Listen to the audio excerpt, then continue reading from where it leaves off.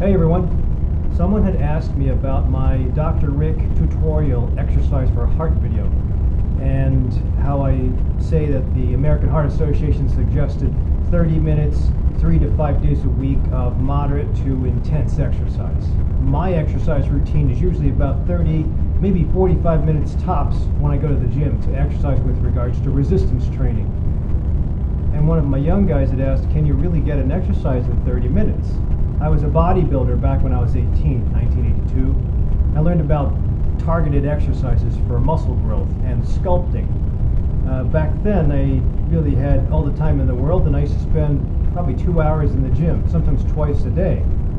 I don't have that kind of time now, and most of my patients who work 40 to 50 hours a week really don't have the time to spend for exercise like that. Yet, I believe that exercise or activity is a very important part of a healthy lifestyle change. When I present that to my baby boomers, they usually say, I have to get back in the gym and start exercising so I can lose weight.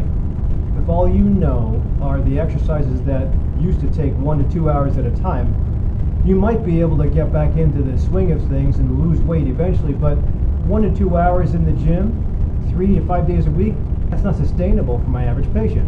That's why I try to compress that into something that's very truncated, specific, with not only resistance goals, but also cardiovascular goals. And that's where that high-intensity interval training comes in. There is a Japanese scientist named Tabata who popularized that a long time ago. Back when I was in bodybuilding, I used to follow Joe Weider, and he talked about giant sets. I think back in the 80s, supersets were starting to become popular. That's when you do 2 muscle movements back to back without a break. Giant sets are when you do several different muscle movements for one body part, all in a row, no break, and that's essentially what we do now as far as high-intensity interval training or CrossFit.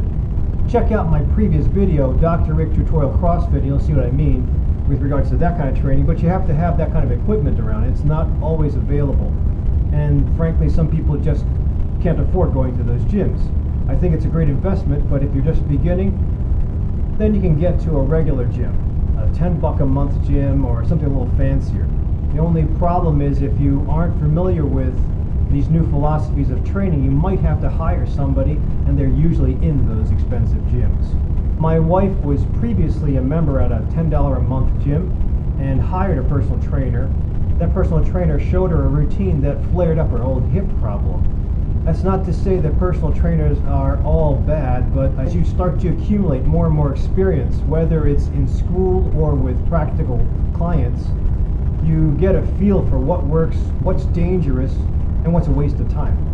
So in regards to combining resistance and cardiovascular training together, getting it all done and getting out of the gym quick, I've spliced together snippets of what I do at Planet Fitness and essentially what I've been doing for the last couple of years to help me maintain muscular size in addition to giving me a cardiovascular workout. So just a disclaimer, everything that you're going to see about my routine is more to help me maintain. And I always vary it depending on the time of year or how bored I get or my summits that I'm looking forward to. I'm currently planning and training for a Glacier National Park hike.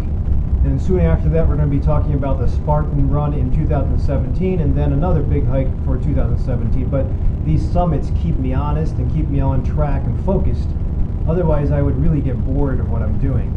Hopefully you enjoy. Remember, at the end of my video, give me a thumbs up if you liked it, and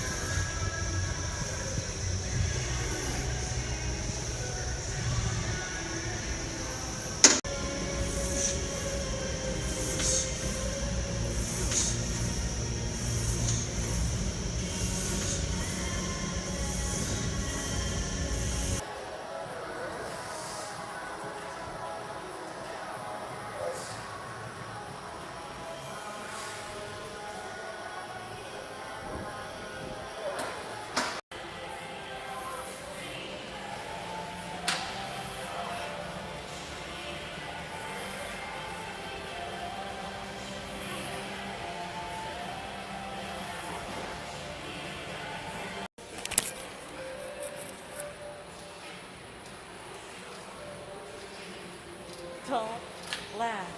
Don't laugh.